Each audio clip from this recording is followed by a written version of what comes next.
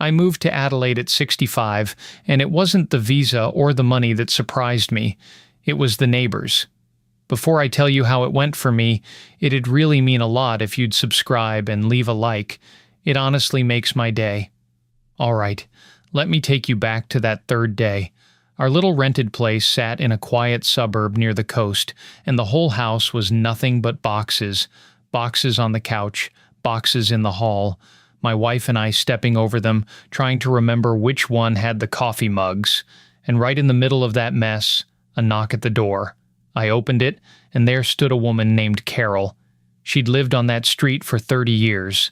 In her hands, she held a covered plate, still warm, and before I'd even learned her last name, she was telling me two things. Bin day is Tuesday, and the best fish shop is the little one down by the corner, not the fancy one on the main road. That was it. A plate of warm food, the bin schedule, and a fish tip from a total stranger on day 3. I stood there holding that plate like a fool, and something in my chest just loosened. Because here's the thing I'd been carrying around for months. I'll be honest with you. The paperwork never scared me. The visa, the bank statements, the forms, that stuff you can sort out at a kitchen table with a cup of coffee. What scared me was quieter than that.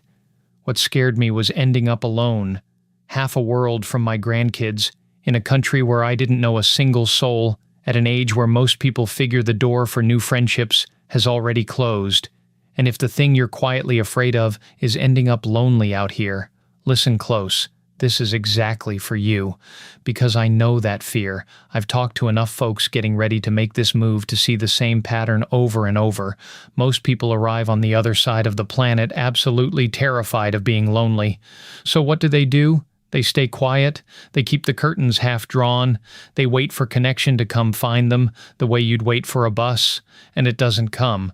Not because Australians are cold. They're the opposite.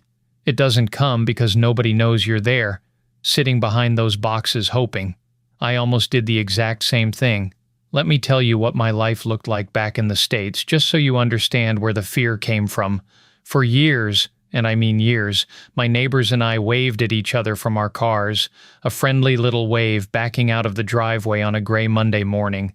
Nice enough people, good people, but in all that time, we never once sat down and shared a meal, not one. You can live next to somebody for a decade and never learn what their kitchen smells like. So you can imagine what was going through my head on that long flight down, 14 hours to think about it. I'm 65, I told myself. I'm about to land in a place where I don't have a history with a single person. Back home, I couldn't get a neighbor to break bread in 10 years. What in the world makes me think a stranger in Adelaide is going to let an old American in? That was the real question. Not the visa. That one. Would anybody actually open up to me? And then, 3 days later, there's Carol on my doorstep with a warm plate, and I hadn't even asked. I hadn't done anything. Or, well, that's what I thought at the time. I stood there figuring it was just luck. A good street, a kind lady, right place, right time. But it wasn't luck. I'd find that out soon enough, and it changed how I saw this whole country. There was a reason it happened that fast, and it's smaller and simpler than you'd ever guess. Hold on to that, because I'm going to hand you the exact thing behind it in just a minute. First, let me set the scene properly so you can see where all this unfolded, because the place matters. Every morning out there, I'd wake up to the cockatoos. If you've never heard a flock of them going at it in the gum trees at dawn, it's a racket. A big, cheerful, screeching racket, and I've grown to love it.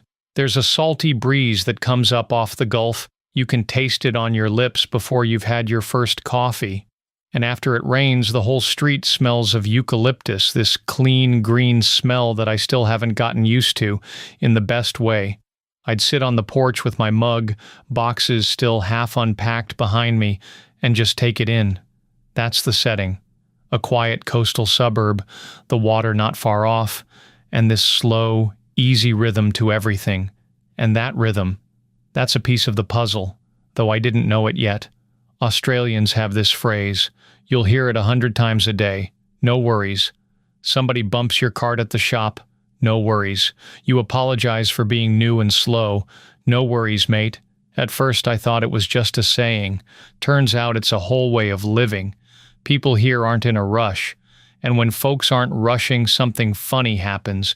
They've got time for you. They're slower to hurry off and quicker to fold you in. Carol wasn't in a hurry that afternoon. She stood on my step a good 20 minutes telling me about the street, who lived where, which house had the dog that barks. No worries.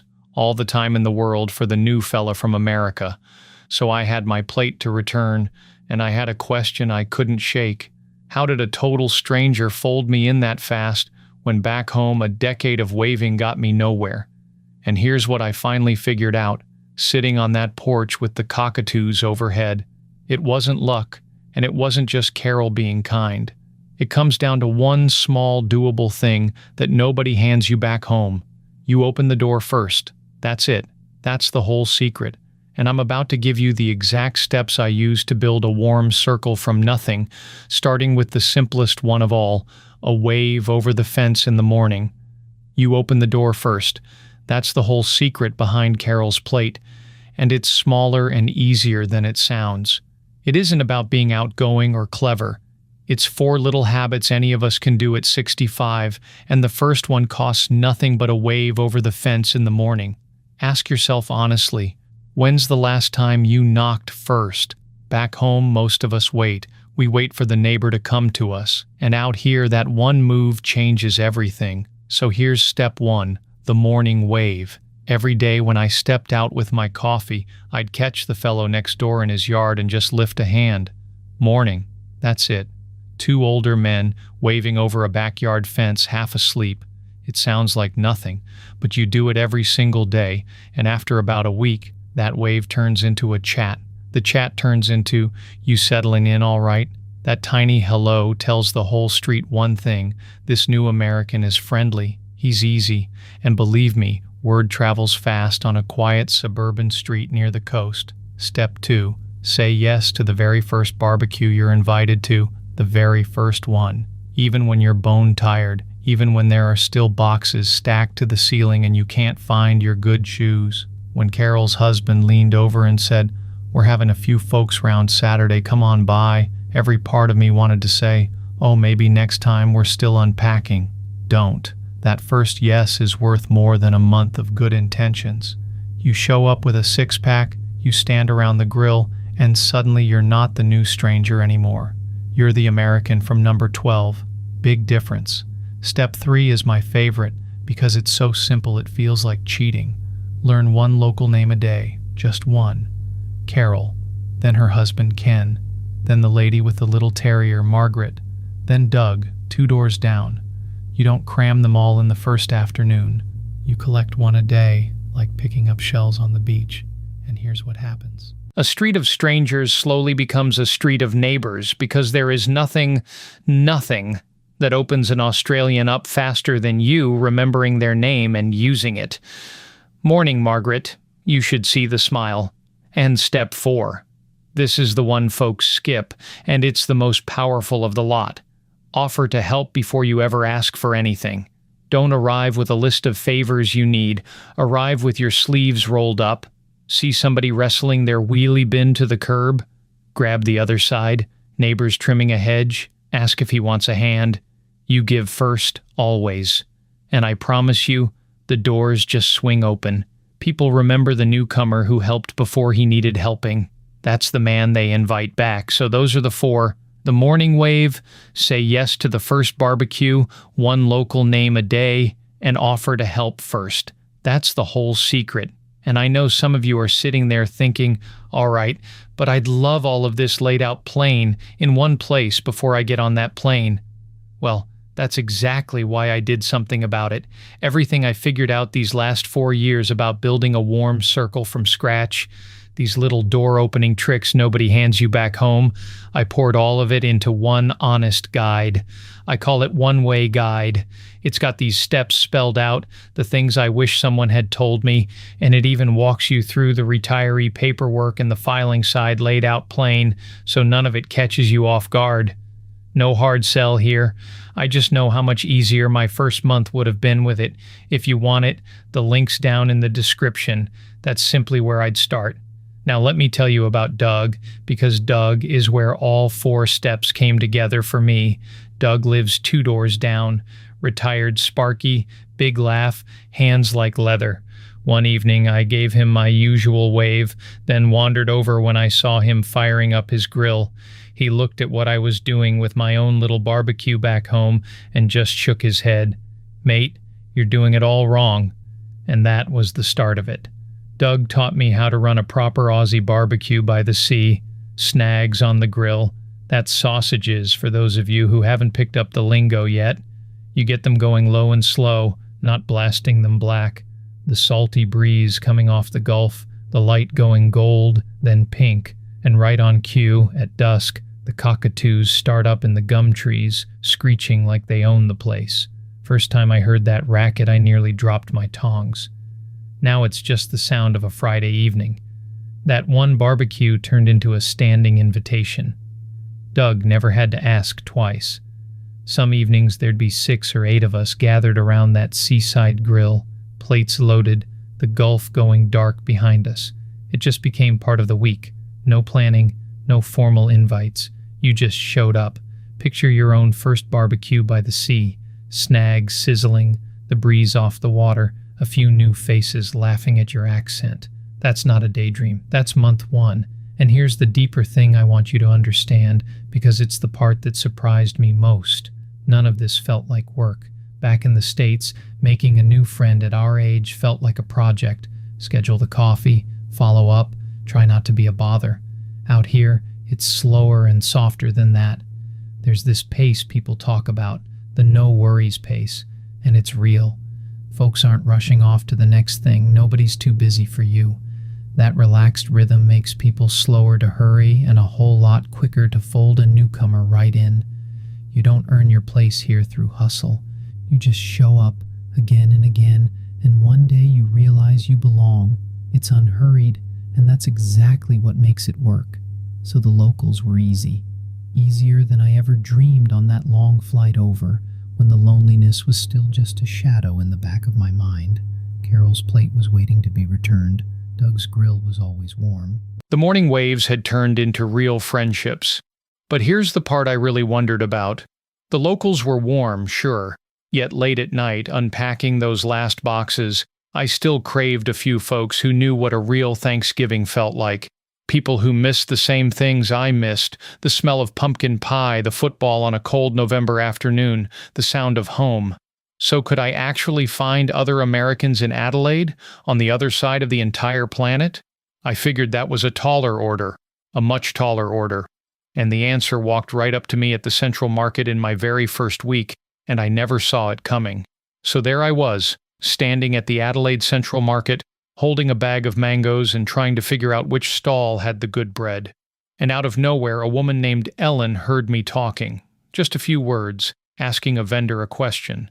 She stopped, tilted her head and said, "Wait a second, where are you two from?" Turns out Ellen's from Ohio. Been in Adelaide about 9 years. And the second she pegged my accent, it was like a light switched on. She wanted to know when we'd landed, how we were settling, whether we'd found a decent doctor yet. Right there between the fruit stalls with people shuffling past and the smell of fresh basil in the air, we talked for a good 20 minutes. And then she said the thing I'll never forget. "Come on over for coffee this afternoon, I mean it." Coffee that same afternoon, not "let's exchange numbers sometime," not "we should catch up." That same afternoon, in her little kitchen, with the kettle going. Now here's what I didn't expect. Ellen wasn't just one friendly face, she was a door. Behind her was a whole crowd of folks like us, Americans, a couple from Canada, a fellow from England who'd married an Aussie 30 years back. People who'd all crossed an ocean and landed in this same sunny corner of South Australia. By the end of that first coffee, I had 3 more names and an open invite to their Sunday get-together. That's the part nobody tells you. You find one, and one becomes 10. And this expat community, let me tell you, it's warm and it's close. We swap tips constantly. Which pharmacy's cheapest? How to get your American paperwork notarized without driving 2 hours. The good news is somebody's always already figured it out and they're happy to save you the headache. But it's more than tips. We check on each other. When one of the ladies had a hip replaced last spring, there were 3 casseroles on her porch before she got home from the hospital, and we trade the little things you miss from home. Somebody's daughter mails a box of the good coffee, we split it. Somebody finds a shop that carries real cranberry sauce come November. Word goes out to the whole group. That's the second half of belonging out here. The locals fold you into the everyday. The expats hold the piece of home you didn't want to lose. So let me stop and count it up for you. Because when I sat on my porch that first Sunday evening 4 years ago, it hit me all at once. Count it with me. 1 plate, Carol's warm plate of food, still sitting clean and washed on my counter, waiting to go back next door. 1 barbecue, Doug's standing invitation, come over any Saturday, snags on the grill, the cockatoos screeching at dusk over the Gulf. 1 coffee crowd, Ellen's whole gang, already texting me about Sunday. 1 plate, 1 barbecue, 1 coffee crowd, all in 7 days. That was the thing I'd been scared of. Gone. The loneliness I'd carried onto that plane, the quiet fear of ending up alone at 65, half a world from my grandkids. It simply never showed up. It didn't stand a chance. 7 days. That's all it took. And I promise you, I'm not some special case, some fella with a magic touch. I'm a regular retiree from the middle of America who was nervous as anything the day we landed. So what's the real surprise here? Because everybody warns you about the beaches and the sun and how far you are from everything, but that's not what catches you off guard. The beaches are gorgeous, sure, the sun is a gift for these old bones, but that's the stuff the brochures show you. That's the postcard.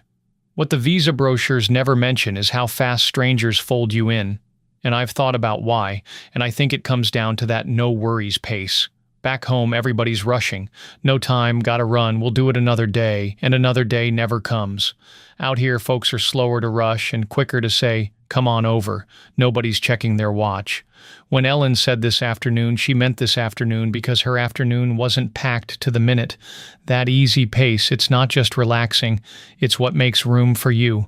Now, I want to be honest with you because I promised you honest. It is a big step. I won't pretend otherwise.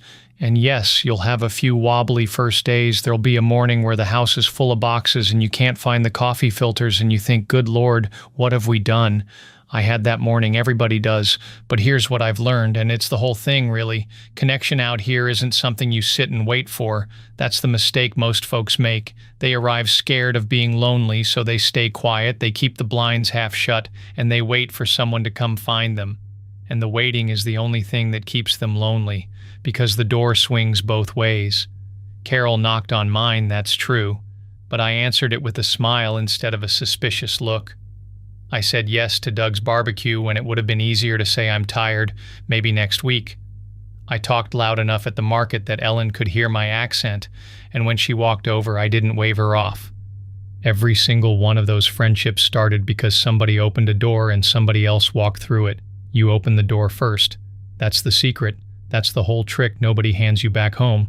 A wave over the fence in the morning. A yes to the first invitation. Learning 1 name a day. It's small, it's doable, and it works faster than you'd ever believe.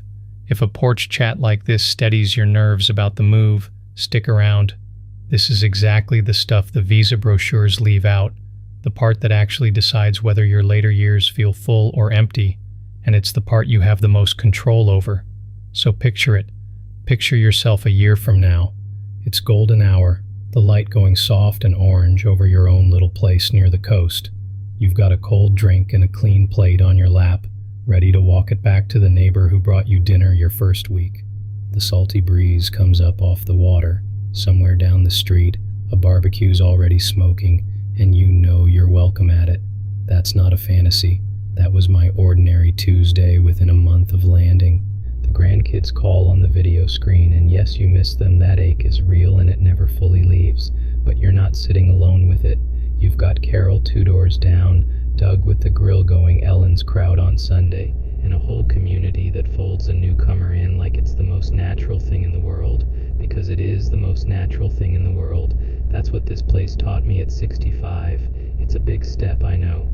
Take your time with it. Don't stress yourself out. Do a little homework, plan it clean, and then trust what I'm telling you. The loneliness you're quietly afraid of is the one thing Australia dissolves the fastest. You just open the door and say hello, and Australia does the